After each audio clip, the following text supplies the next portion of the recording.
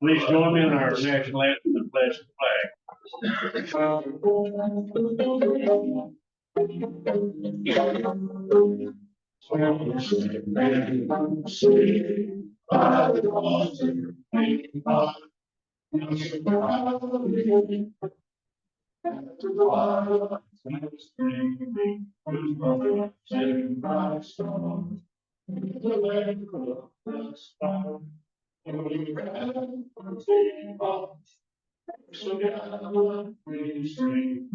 And the rockets ready flying, come on the sea, and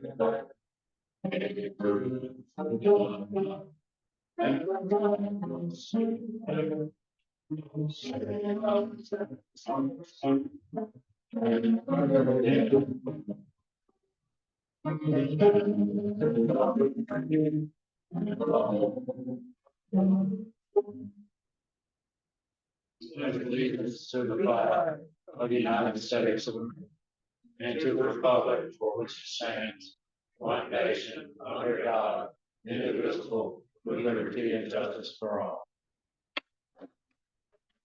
Mr. Allen Richards, invocation, please.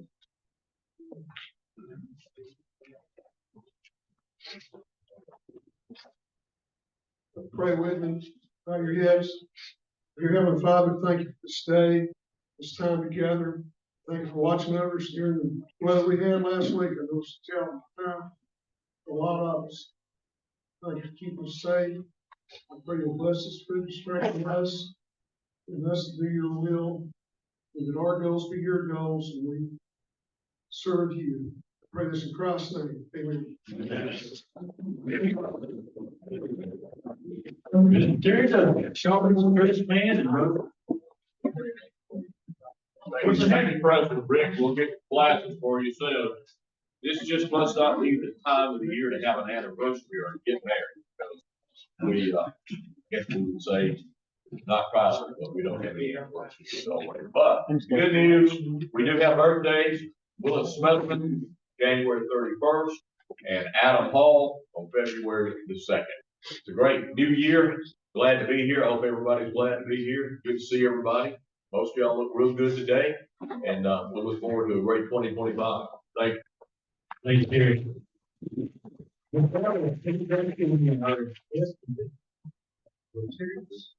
Hey, good morning, good afternoon. I almost need to introduce myself as a guest today. Hadn't seen you guys in a while.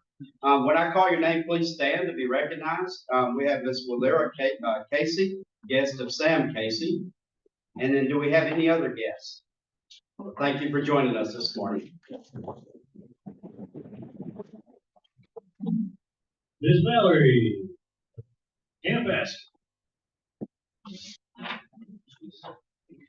All right, I'm on ticket today, so I'm gonna put it up here so this might be strong. The one all foul. Yeah. Oh, trying to pull the ticket too. All right, dog. Okay, we'll get Josh to pull the ticket. Greg's thing outside. Just think you get pulled.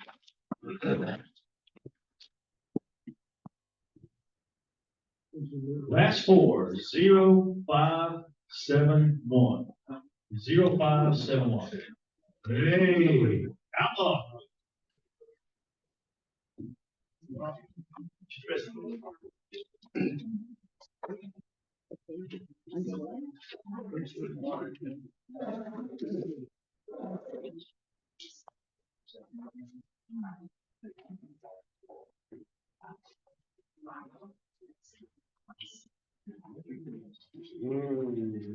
Got some paint. All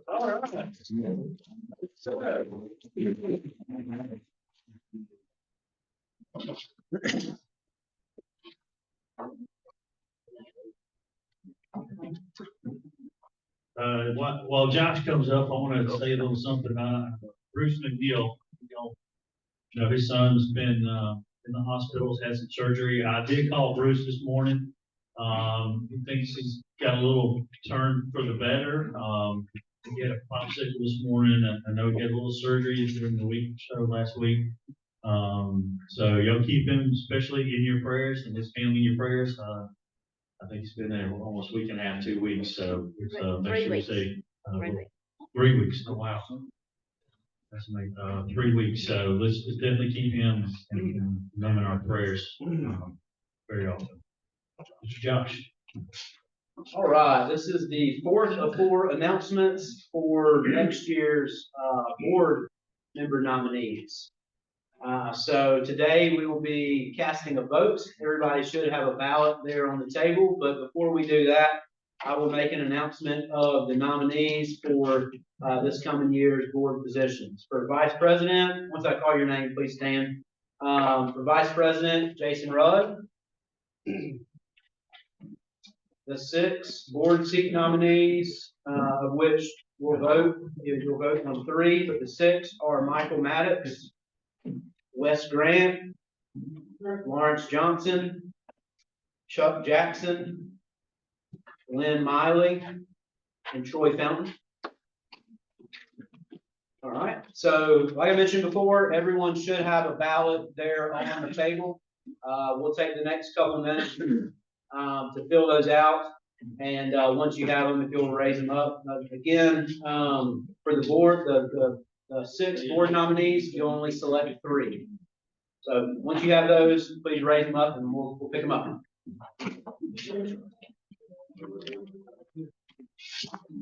Let's take a couple of minutes for that. Cal, do you want to say anything about Robin? When's the end date for Robin? February 1st. February 1st, okay, done. Okay, so get with Cal if you got any nominees for Robin.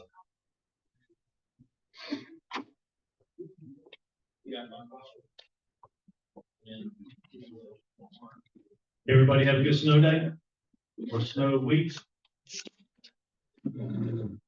Yeah.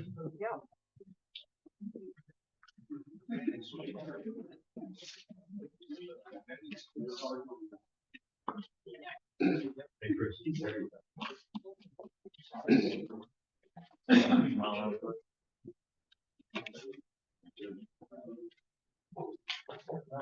Our favorite person, Mr. John Brown. Man of the hour. You go down there for next week? Or you go grab Cal? You're gonna grab Cal?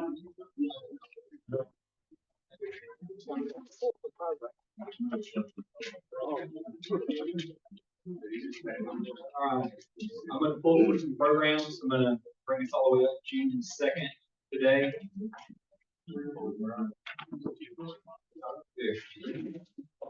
The first thing we're gonna pull for is March the 3rd.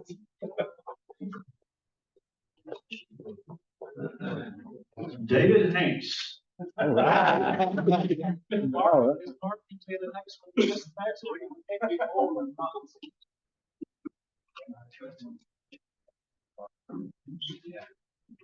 Bob Caputo. On that. That's March 3rd. David. I thought, Who do you say? what was David Hanks? Oh, he was, it was a joke. Oh, Yeah, David came oh, out, okay. calling my name, so I just. Yeah. Missed that. March 10th is the next one. Mike Conway.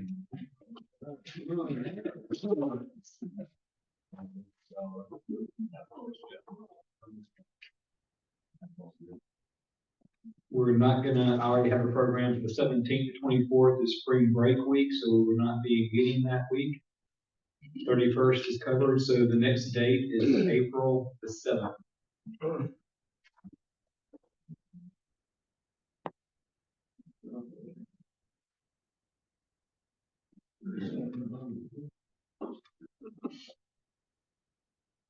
Gorge Flowers. And that was April the 7th. Okay, next date, April the 14th. Todd Derrick.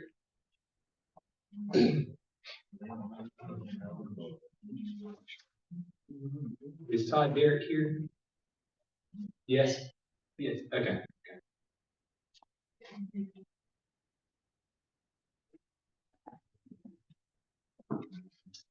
And we've got April the 21st is next.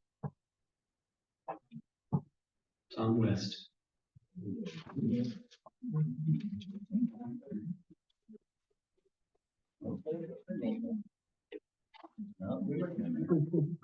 I'm just trying to read. I can't read this thing.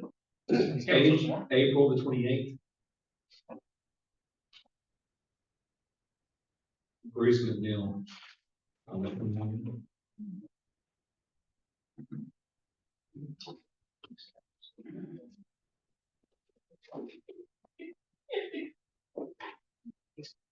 May the 5th.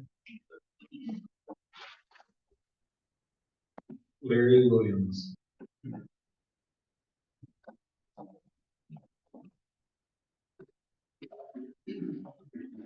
May 12th. Valerie Russell.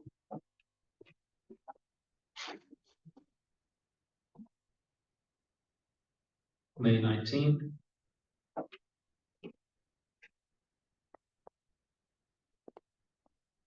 Rosemary McKibben.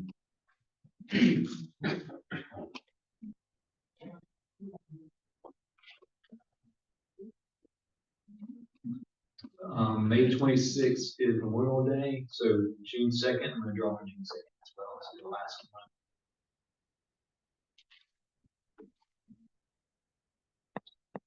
Will Gregory. Will Gregory, that's June the 2nd. Oh, some issue. I don't know, but Will Gregory. That doesn't get it. They got it on mine. All right, thank y'all.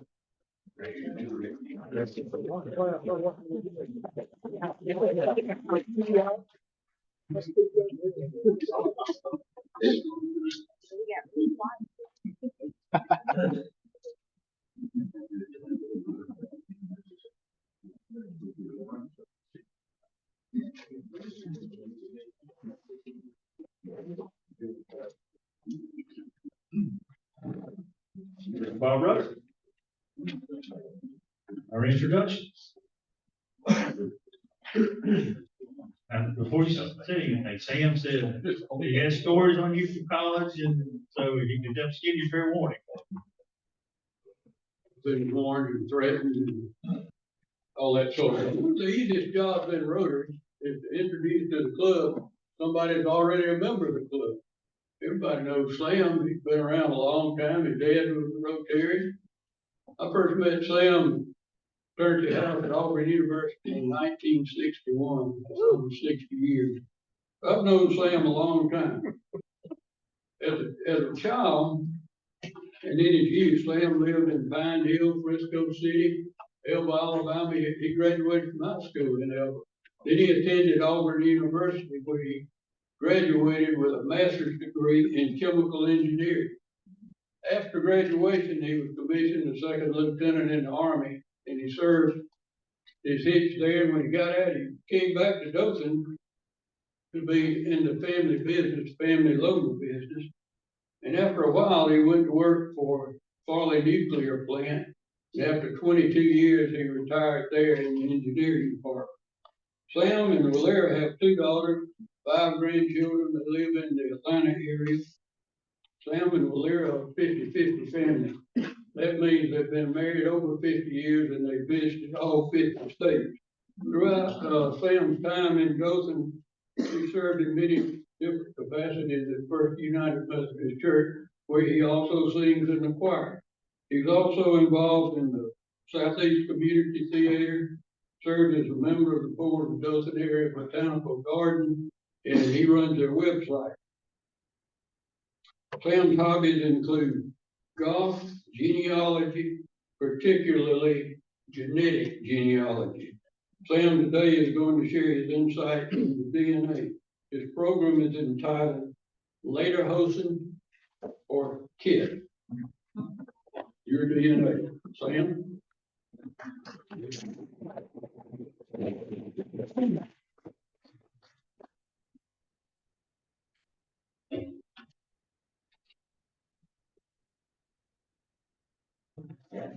Thank you. I decided to start off today with something John normally did for several months, where you take a Rotarian and tell you three total things that most people didn't know about that person. And so I decided to do that. Bob mentioned I was in the Army right after college. The Army saw fit to send me to Thailand this year, about 200 miles north of Bangkok. And after I'd been there 2 weeks, the Bob Hope Show came to town.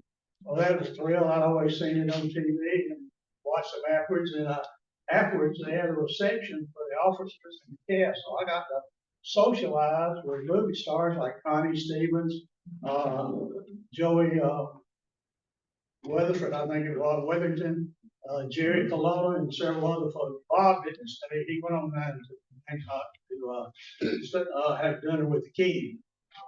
Later on that year, I played on the company softball.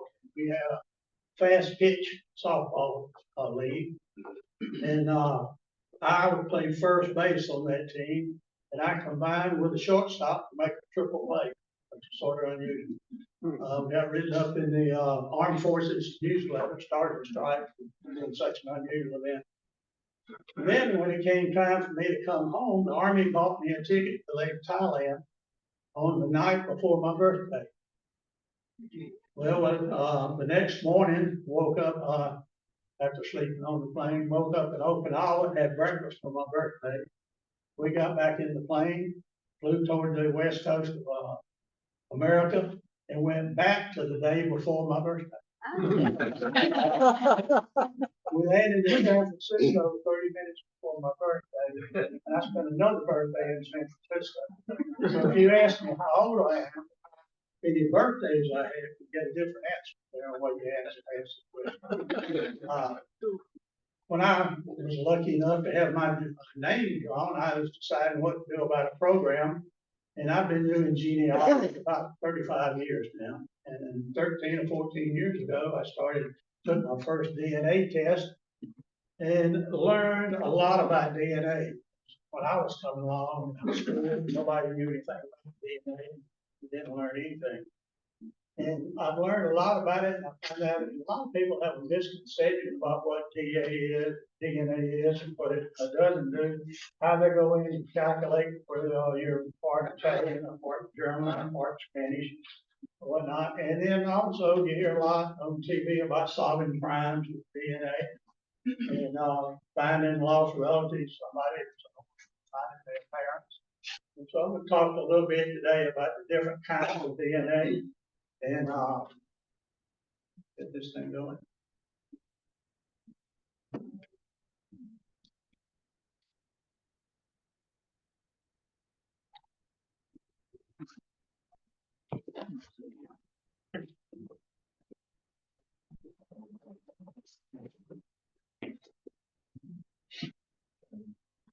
That right.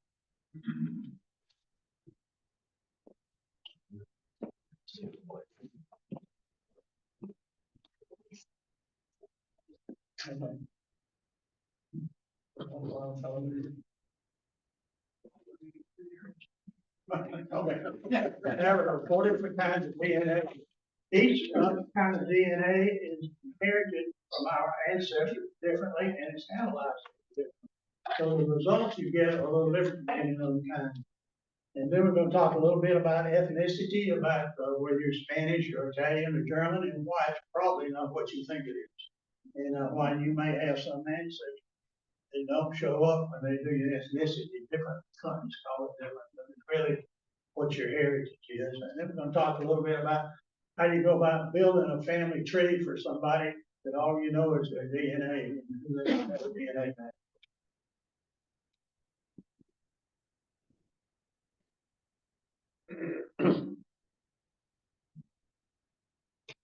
The first kind of type of DNA is mitochondrial DNA. It's the kind of DNA that you only inherit from your mother. The mother passes it down to the sons and the daughter, but the sons don't pass it on down. From a genealogy standpoint, it's not very useful because it very seldom changes, and you can't use it to predict how far back you may have a match with somebody. This is a figure that I'm gonna be using a lot today, different formats. This is, called a shaped, family tree chart. In the center of the circle would be me. Each arc above that is my parents. The next arc is grandparent and so on. So this is a DNA chart, of mine and my ancestors. Covers about 10 generations. Areas that I have colored in are my ancestors that I know about. And again, other areas outside of that, or I just don't have enough information to figure out. The left-hand side is my paternal grandfather side, the PGF side, paternal grandfather side, then my paternal grandmothers, and then maternal grandfathers, maternal grandmothers. So we look at mitochondrial DNA, and you look and see the lady in red passes her mitochondrial DNA down to her son. The yellow lady in yellow passes her DNA down to her daughter. In the bottom line, the grandchildren, you can see who they all got their mitochondrial DNA from. If you're looking at it back from that fan chart we just looked at.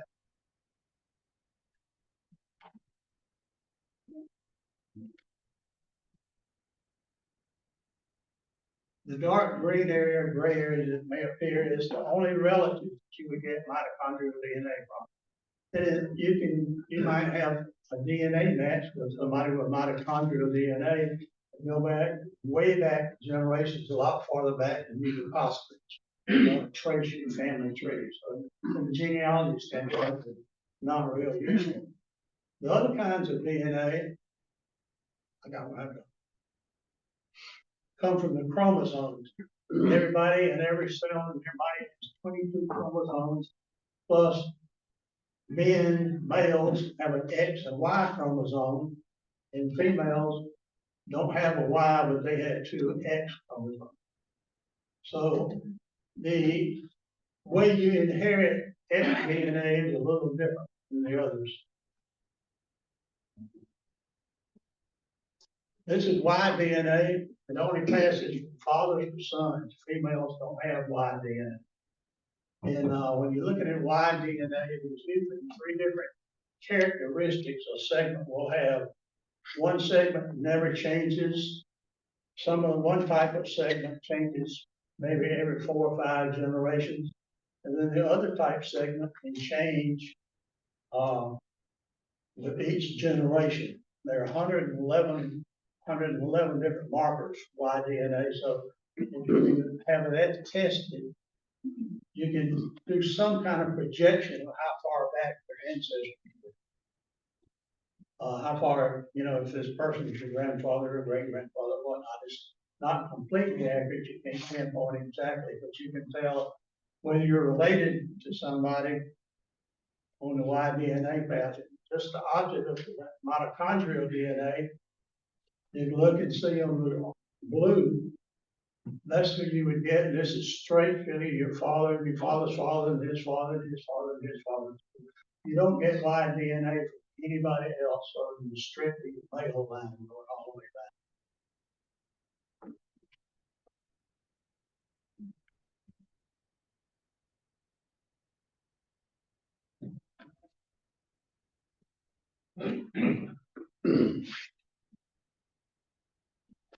This is X DNA. X DNA is a little different. As I mentioned, females have 2 X chromosomes. Males have an X chromosome and a Y chromosome. You can see how it gets passed down by the colors. You can look and see how it passes down that way. And I'm in trouble with my slide. Okay, this is the way the people that you would inherit X DNA from. From male, you only inherit X DNA from people on your maternal side.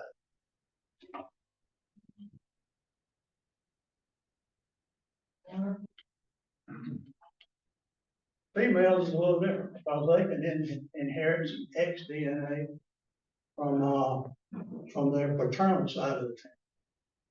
It's a little different in the way the different companies handle X DNA. Each company handles ancestry doesn't really use it in their calculations, but you can download your XDNA or your DNA to another program that's there. Family tree DNA, when they do tests, they only report XDNA matches if you have an autosomal DNA match. And my heritage DNA company, they don't fool with it at all. They report it all. So, but it's helped me in trying to solve problems that I couldn't have solved otherwise.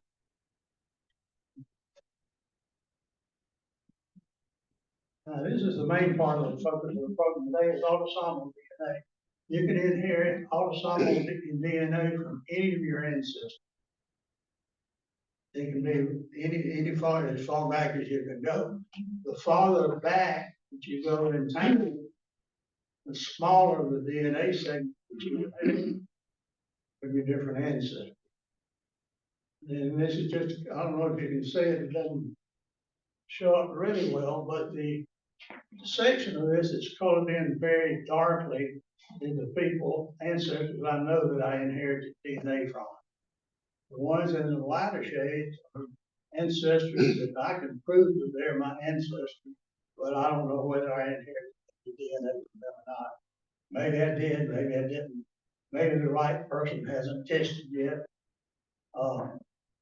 And so I don't have a DNA match that I can prove and go back and show that I'm connected with that person at all. This is a helix at the top, shows what DNA looks like. You can see the divisions or connections on this chart. There's 6,800 billion of those connections if you take all the DNA and lay it in. So a short, instead of having to write all of those numbers, somebody came up with the idea of using the term centimorgan, which means a million of those different connections. But what does it take to make to have a DNA match with somebody? It means that you have 7 centimorgans where you have the same markers that somebody else has. It can be on any one of the 22 chromosomes. It can be on the male line, or it can be on the female line. It doesn't matter. It can be either one. 7 is generally considered the smallest amount. So 7 doesn't sound like many markers. That's 7 million markers. You have done it with somebody else. What does it mean when you have a DNA match with somebody else? That means that you and that person somewhere have a common ancestor, have the same ancestor. And you may be able to figure out who that is, and you may not be able to figure out who it is. But 7 is generally considered the smallest DNA match that you could have. And it could be false positive to that level. You probably have to get up around 20 centimorgans before it's a sure thing, and you don't have to worry about being false or positive. If you look at the chart here, if with your sibling, a parent and child, you inherit half of your parents, half of your DNA from your father, you inherit half of your DNA from your mother. You get about 3,400 cms or centimorgans from each parent. So you have a total of 6,800 centimorgans of DNA considered both the paternal line and the maternal line. And in each generation, it decreases. You can see on this that our siblings have about 2,600 centimorgans in common, spread over the 22 chromosomes. But if you're siblings, they can be on the maternal line, they can be on the maternal, or paternal or maternal. You inherit half of each parent's DNA. Your sibling inherits half of each parent's DNA. Well, which half you inherit, and which half your sibling inherits, is not the same. It's totally random. We're going to see some examples of that in a minute. And that's why your ethnicity, you say, you know, when we first started, some of us that shared information about genealogy, when we started sharing DNA information, we said, this stuff can't be right. You know, my sibling and I have the same ancestors, same parents, same grandparents, same great grandparents, yet our ethnicity is different. It's not the same. One guy said, I got 4 daughters and the ethnicity of each one of those is different. How can that be? You know, it doesn't make a sense. But once you learn how it works, you'd be very surprised if it was a done. And we'll see that in just a minute.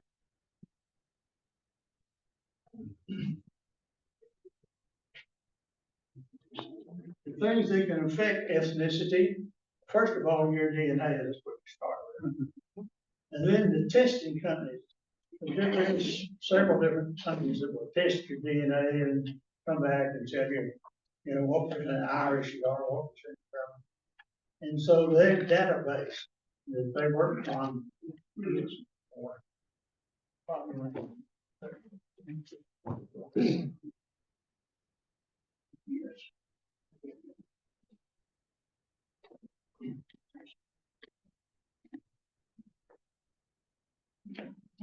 It's better.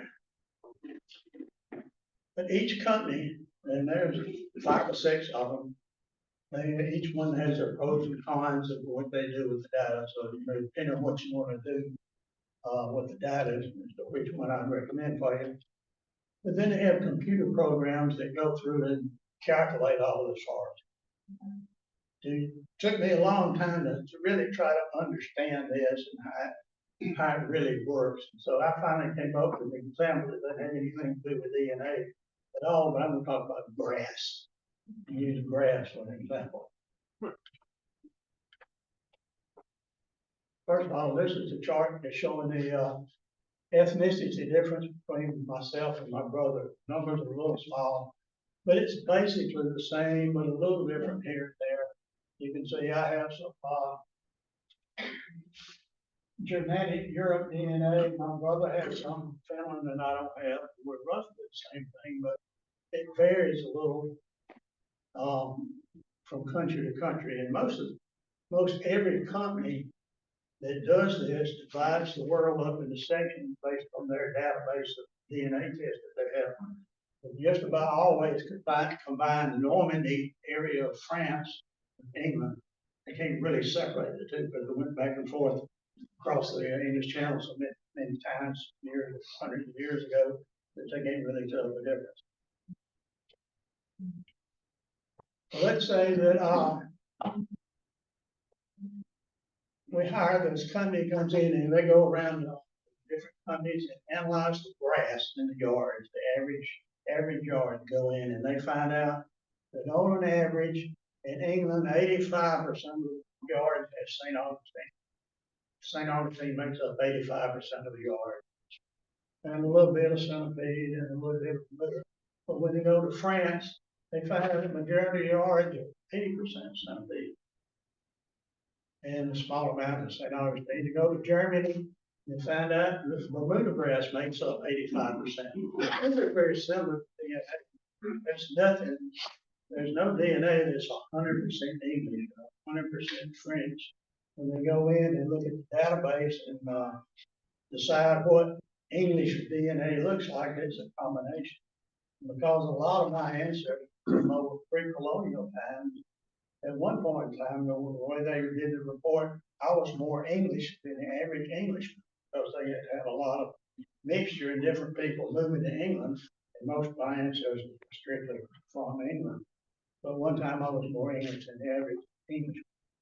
But this is sort of the way it works, and they build up their database and find as time goes on, they get more and more data from England. And they said, you know, when we started off, we really couldn't tell any difference between Scottish DNA and DNA from Wales. But now that we got a lot of data, we can go in and we can see there's a slight difference. We can sort of subdivide and tell where the DNA for our database, we can pull out and say, this is the way Scottish DNA looks. It's a little different than English. And then they'll come in and they'll recalculate your ethnicity. And they'll send you a report. Hey, we've changed your ethnicity. They hadn't changed my DNA. They just changed their computer program, or they had reanalyzed their database and come up with a different way of doing it. So these are 2 factors where your ethnicity changes and you haven't done anything. You know, sit around and get a report. Let's talk about our DNA, what it is and what it really isn't. As we talked about, this is another one of those fan charts. Half of my DNA comes from my father, half of my DNA comes from my mother. I get half of each one of them.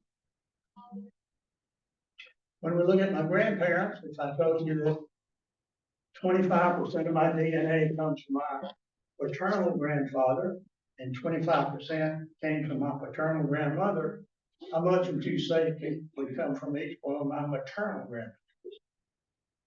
Probably a lot of you say 25% each. That's not right. Actual test, analyzing a lot of people's DNA, it can be as low as 17% from one, 33% from the other. Both of them together will make up 50%. But individually, so it can range and it's different. That's why your siblings, they don't inherit the same DNA. They inherit 50% from each parent. You inherit 50% from each parent, but not necessarily the same 50%. So let's take a look at a few chromosomes just for to illustrate the difference. This is chromosome number 1. Shows the top line shows my DNA and the bottom line shows my brother's DNA. The pink or red are from all of this data is from my paternal grandparents. But the dark red is from my paternal grandmother's mother's side. The light pink is from my paternal grandmother's father's side of the family. So you can see that I have DNA from my paternal grandmother most all the way through to the very end of this chromosome, which is, you just quite see the number, about 250 centimorphs long. And then take a look at my brother, most of it, in the dark blue, that represents my paternal grandfather's father. So my brother inherits DNA from my father's father's line. That places I inherit DNA from my grandmother's. So what does that mean? That means we don't inherit the same DNA. And my brother's got some DNA that I don't have, and I've got some DNA that he doesn't have. Because we don't inherit the same amount from each grandparent, and every chromosome is different. Here's an example of another chromosome. This is chromosome, I dropped the number off, I think it's number 5. But here we both inherit just about all of our DNA from our paternal grandmother on her mother's side. We don't get any DNA from our paternal grandfather. We don't get any DNA from our paternal grandmother's father's side. We only get a small bit. One more chromosome. Sam, could you say that again? Yeah, was that for everyone? Or were you talking about No, this? I'm not quite sure I understand your question. You were saying the percentage from paternal grandmother and Yeah, grandfather. the dark red is my paternal grandmother's mother's line. This is chromosome number 5. I don't know why the number didn't show up on my copy, but every chromosome is different. This just happens to be chromosome number 5. Okay. We don't get, except for the tail ends right there with a little pink, a little light blue from my brother. We don't get any DNA on chromosome 5 from my paternal grandfather. It all comes from my paternal grandmother on her mother's side. One more chromosome, I think this is chromosome number 13.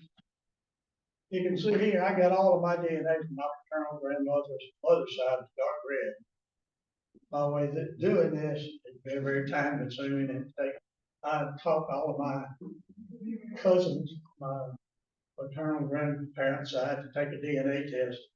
Of course, I had to pay for it, but they all did. And for the ones who passed away, I got each one of my cousins or each one of their kids to take a DNA test. So I've got a lot of DNA on my paternal side. And I was able to use that in comparison, go and figure out, according to the visual phasing, tell which great grandparent, almost each part of my DNA comes from. So I have a better understanding of it, and why my brother's ethnicity is different from mine. Here's another situation, my brother doesn't get any DNA from my paternal grandmother on chromosome number 13. He gets part of it to begin with, he gets my paternal grandfather's mother, and then halfway through that chromosome, it just swaps over and he starts getting DNA from my paternal grandfather's father. And it's that way on all 22 chromosomes. It's different for each one of us. And go through that process.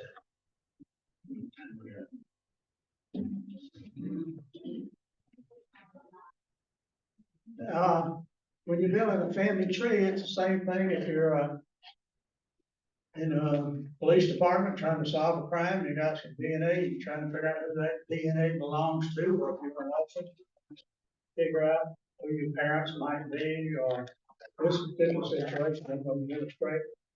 An actual example where I had a DNA match with a person, and that match was very helpful, but they didn't have a family tree, which was true for a lot of people who do a DNA test.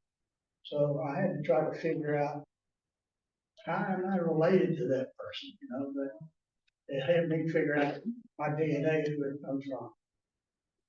So this is an ancestry page. It goes in and it tells me who that person and I have in common. Who do we both have a DNA match with? Do any of them have family tree? What is the relationship? If I could come in with a very close approximation of a family tree, got Jane Doe up there. I found out that one of the people that we both have a DNA match was her aunt. And then a couple of people we both had a DNA match with happened to be her first or second cousins. So how in the world can I figure out how we're related?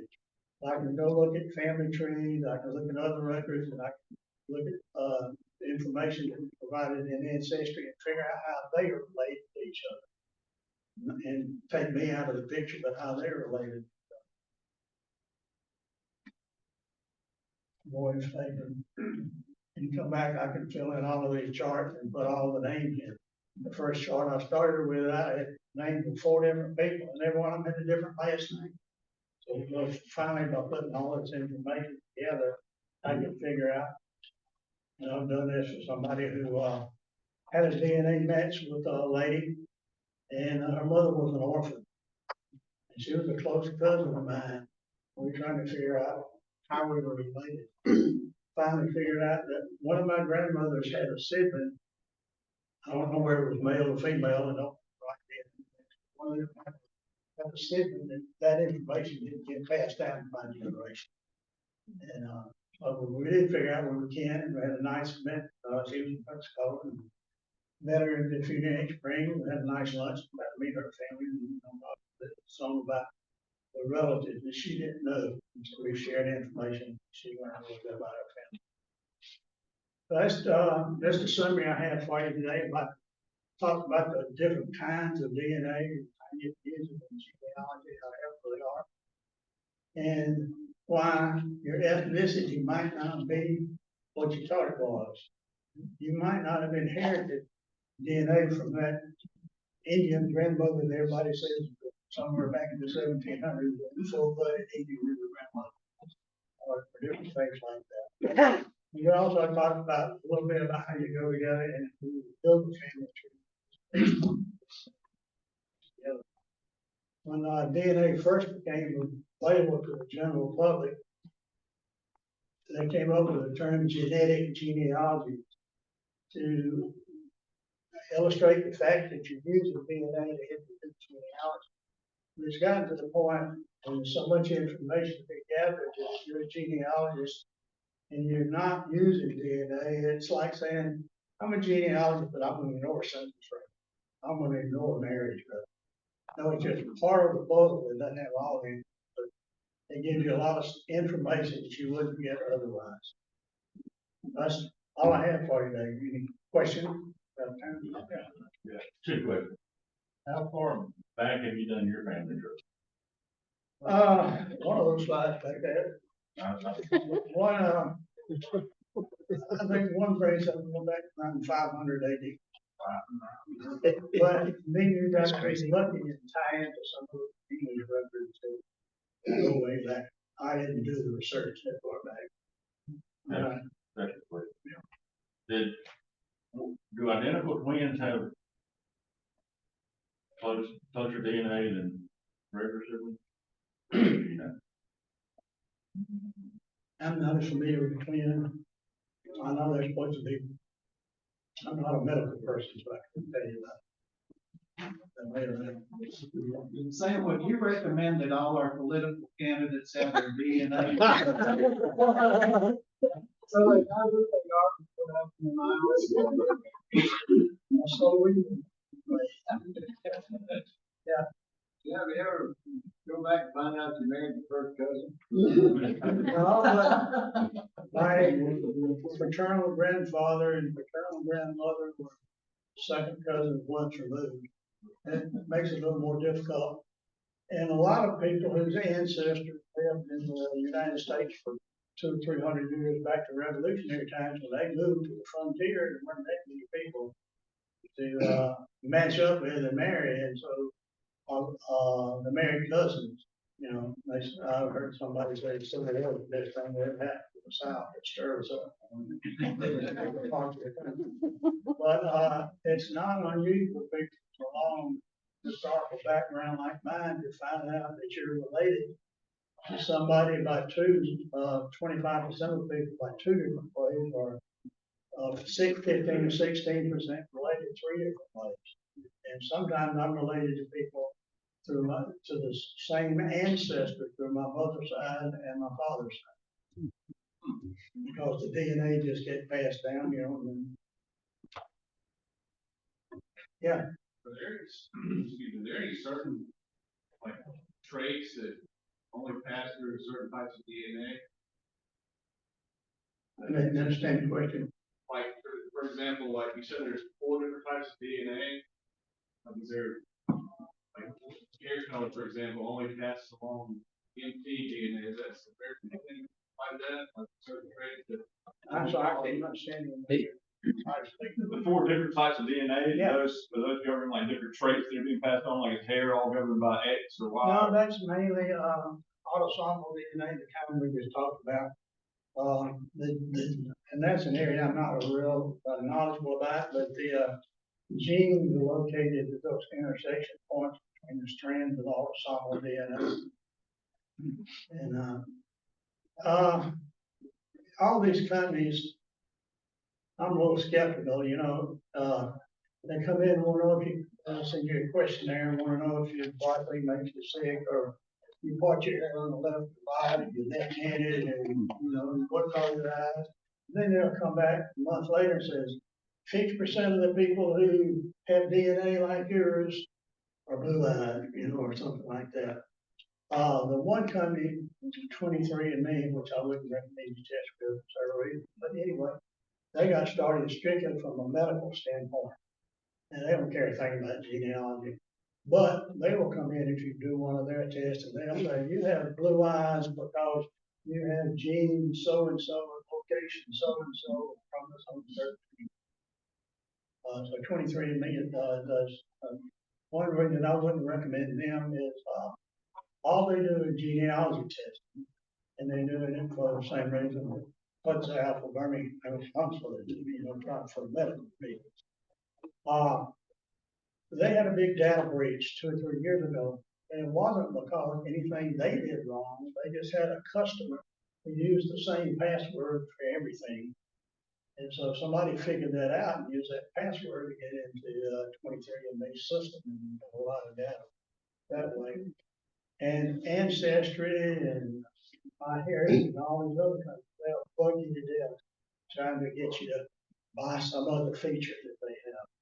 23andMe doesn't care, they got your DNA and that's all they want. And so they don't have an income source that continues to go, and they get a one-time payment from you, and that's it. So they've been having a lot of financial trouble, and a lot of people We tested with them during the data breach, and there's been rumors going around for months that they're gonna go bankrupt. But they are one company that does give you that extra information into that. If somebody is from, say, China or Brazil or Africa or someplace, do they have the same database to go back and trace their ancestry?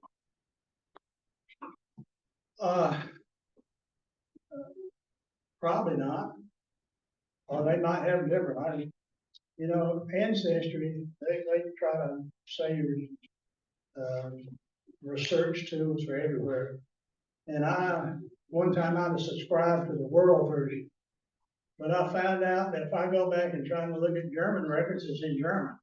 And that did me pretty good. So, I know I watched the TV show, maybe a lot of them do like Finding Your Roots. They have people that go around and they probably speak a language and they can read all these different languages. But some companies might probably have better records than we do. I'm really kind of talking about the DNA database. Oh, well, it all goes into one database. I don't understand what all for how many people in Colombia or Venezuela. But they divide the world up into different regions. Just for an example, out of curiosity, with ancestry, I've got 80,000 DNA matches in ancestry. Wow. My heritage, obviously, I don't know where she may help. But a lot of them don't have family trees filled with DNA. My heritage DNA, I've got 20,000 compared with 80,000. And then 23 and me, I've got 10,000. I just tested with Ancestry, but you can download your information from Ancestry and upload it to one other company. If you want to do that, or you can test it. For the most part, I just did the ancestry test. And you can't really compare your DNA from one company to the DNA from another company until you download it and upload it to a program that will handle it. And there are a lot of different programs.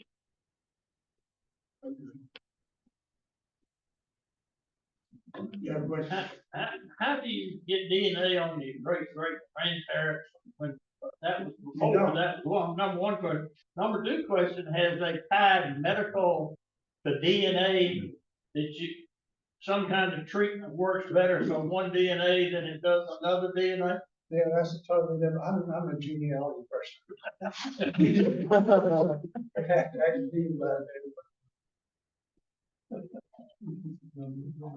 Yeah. I know you said you've been able to trace somebody back to like 500 AD, or are there people who trace it back, thousands of years? And do you know like how far people have been able to confirm a family tree going back? No, there are records to go back farther than that. But the problem I have with my ancestors, like some people, a lot of them started moving south, they used land for stuff. So they live in one county, 3 years later it was a different county, a few years later it was a different county. Courthouse fires, General Sherman coming to the south, burning a lot of courthouses, and so some records just don't exist.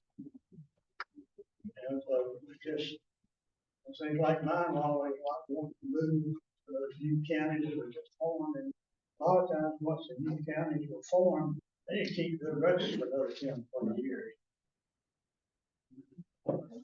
I think my time's about up. Thank you very much.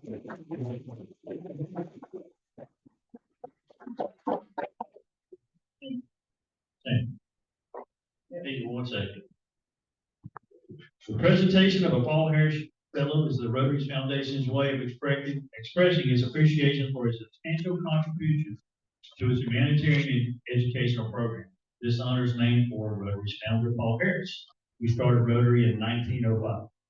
Sam, it is because of gifts like yours that the Rotary Foundation is able to carry out an array of programs that achieve beneficial changes in our world.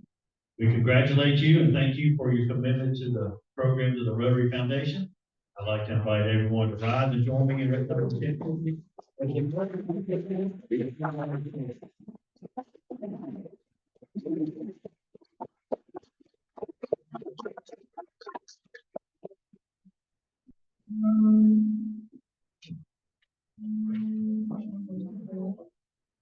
Switch program, Kim Burley Faulkner, she's the executive director of Sarcode.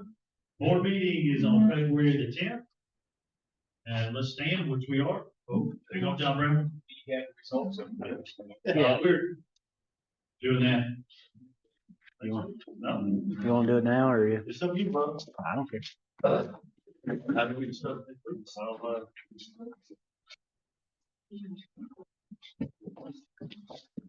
And, you have these little, you have the little pieces of paper and I gotta read it. Something like far away, but. You want me to read it for you? No. See, it's talking to me. Our new board of directors, Troy Fountain, Wes Grant, and Lawrence Johnson. And then vice president is Rodney. Oh, Jason Rudd. Jason Rudd. Yep, y'all. Are the things that we say, think and do. Is it the truth? Is it very awesome? Friendships.